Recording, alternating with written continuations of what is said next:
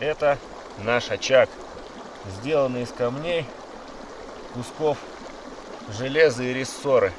А вот это наше топливо. Это, ребят, не говно. Это кизяки. Он уже сухой, не воняет.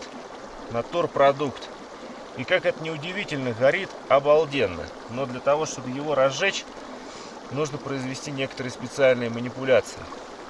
Кизяки выкладываются таким образом, чтобы в центре были вот такие вот маленькие наломанные кусочки. Так они лучше разгораются. Ну, как щепочки, если разжигать костер. Но поджечь все это нереально, если нет бензина. То есть бензин является инициатором всего горения.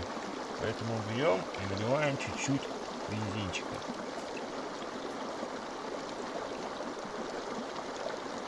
Так.